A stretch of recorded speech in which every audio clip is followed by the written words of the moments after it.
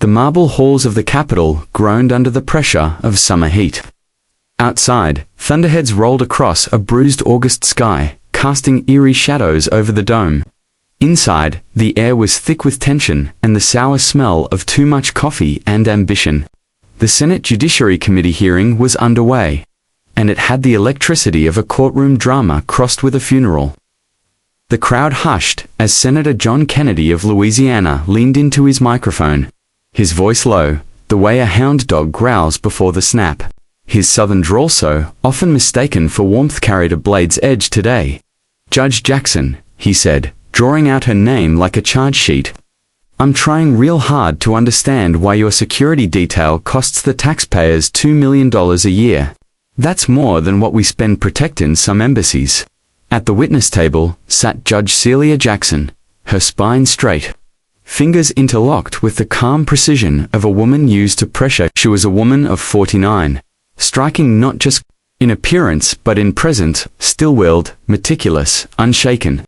Yet in that moment, something flickered in her eyes. A tremor of something deeper. Not fear, but a reckoning. She had prepared for this. She hadn't, however, prepared for the ghosts. Celia Jackson's journey to this moment had been long. Rising from the clay of a Baltimore neighborhood where sirens were lullabies and justice was something you hoped for more than expected.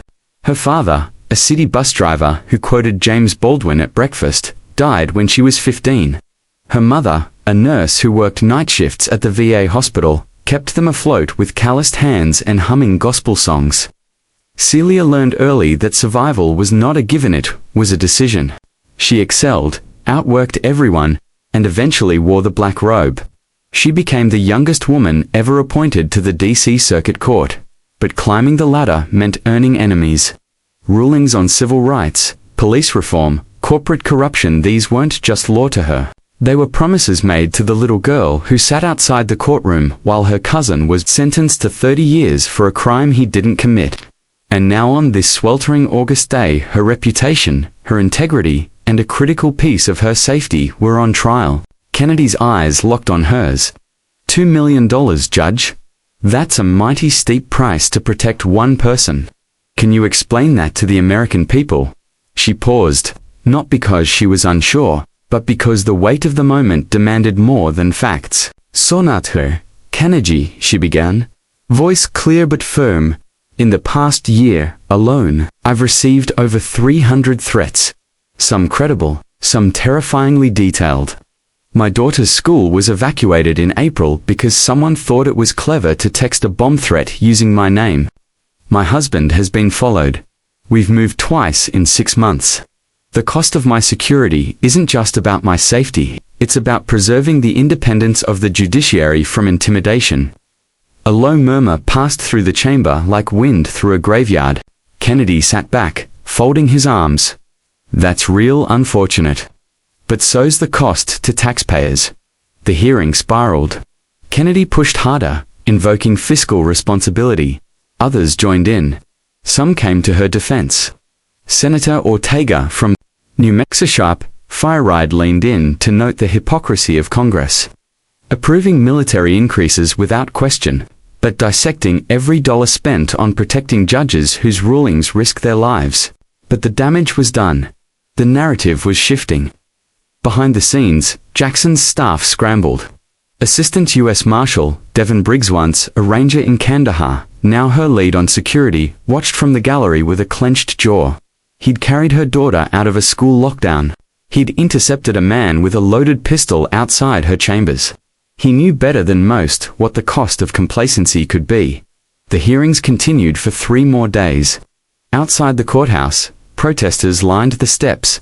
Some with signs calling her a hero, others with megaphones accusing her of corruption. The news media frothed with opinions.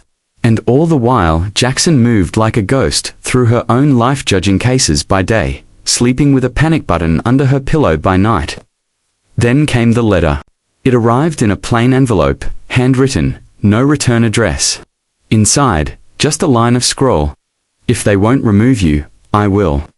The security team upped their measures, but something inside Celia cracked. It wasn't the threat itself. It was the cold realization that her presence had become a lightning rod, that her family was no longer safe. Devon found her that night, in the empty courtroom, standing in her robes beneath the seal of the United States.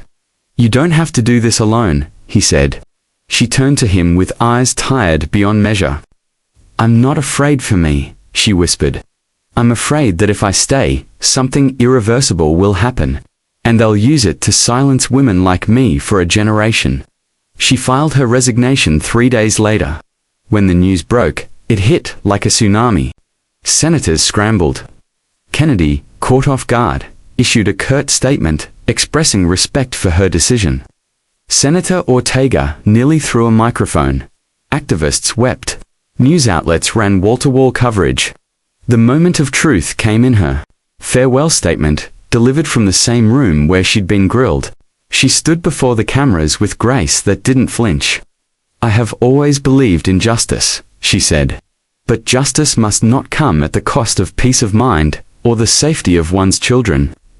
My work has been to hold a mirror up to power, and sometimes, power doesn't like what it sees. My resignation is not surrender. It is a call to arms for every woman, every judge, every servant of the law who dares to believe the system can change. It must, it will, but I will not let my family be collateral in that war." There was silence after she stepped down, a long, aching silence. In the days that followed, 2 things happened. First, Kennedy faced a political firestorm. Polls turned. Veterans called in 2 radio shows to say they'd take a bullet for Judge Jackson. A bipartisan group of senators introduced a new security funding bill named after her. Second, she disappeared from public life. Some said she moved to Colorado, opened a legal clinic for abused women. Others believed she was writing a book. Devon received a postcard 3 months later. No return address, just a quote. "To live without hope is to cease to live." She had scrawled her name at the bottom. And nothing else. The Senate moved on, as it always does. The hearings resumed. The headlines faded. But the echo of her voice, her integrity never quite left those halls. In time, Celia Jackson became more than a judge. She became a symbol. Not just of sacrifice, but of clarity, of a system that can chew you up, but cannot destroy your truth if you stand firm.